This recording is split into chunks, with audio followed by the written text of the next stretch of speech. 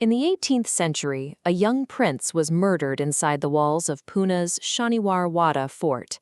Today, after the sun goes down, locals walking near these heavy stone gates still report hearing the very distinct phantom screams of a boy pleading, "Uncle, save me." Several hundred miles away in Gujarat, the black sands of Dumas Beach clear out entirely before dark. The shoreline is known among locals for sudden disappearances and strange whispers echoing off the wet sand when no one else is around. And then there's Nakalikai Falls in Meghalaya.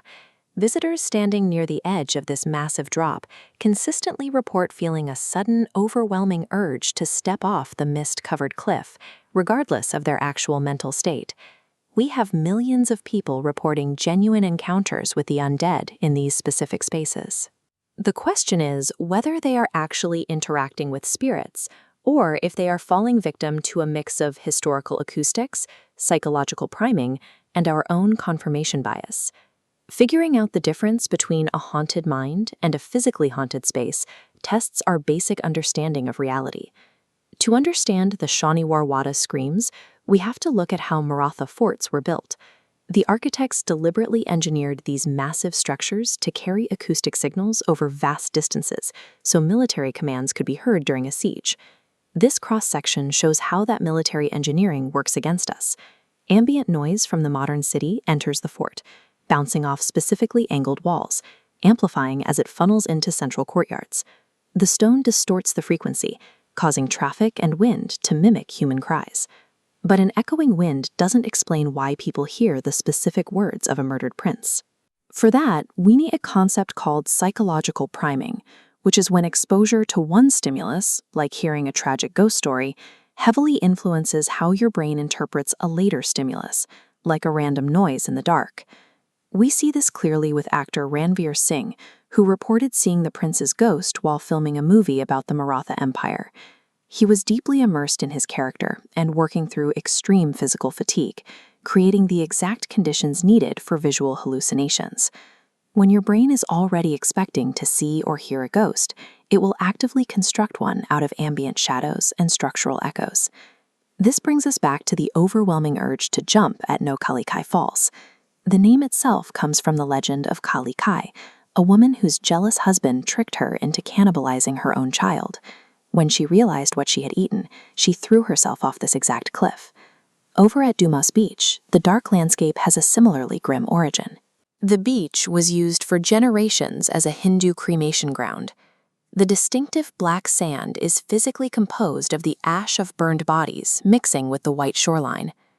This infographic illustrates how local legend acts as a psychological filter. On the left, a person experiences natural vertigo or normal nighttime anxiety. On the right, knowing the horrific history of the location makes their brain misattribute these natural reactions as an external supernatural threat.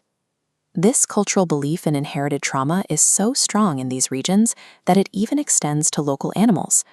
Regional folklore contains stories of pet dogs absorbing the financial debts or family curses of their owners, acting as physical sponges for human misery. These landscapes and stories physically hold the memory of human trauma. They force modern visitors to subconsciously process ancient, unresolved grief. But occasionally, a case emerges that completely resists our psychological explanations. In 1989, researchers from the University of Virginia School of Medicine documented a situation in northern India that couldn't be debunked by cultural priming. A young woman named Sumitra apparently died and revived. When she woke up, she claimed her name was Shiva, a woman who had been violently murdered 2 months earlier in a completely different village, roughly 100 kilometers away. This data map plots the researchers' rigorous methodology. They tracked both villages and interviewed 53 informants, verifying the families had 0 prior contact. Yet Sumitra correctly identified 23 people from Shiva's life and adopted high caste Brahmin habits matching Shiva's upbringing, completely alien to her own. After exhausting all rational explanations, the peer-reviewed study published a shocking conclusion. The subject had demonstrated genuine knowledge of another person's life obtained through paranormal means. Science can easily map the mind's tricks and our biological responses to scary places. But every so often, it reveals verified anomalies that exist entirely outside our current understanding of the physical brain. We've looked at the spectrum of the supernatural.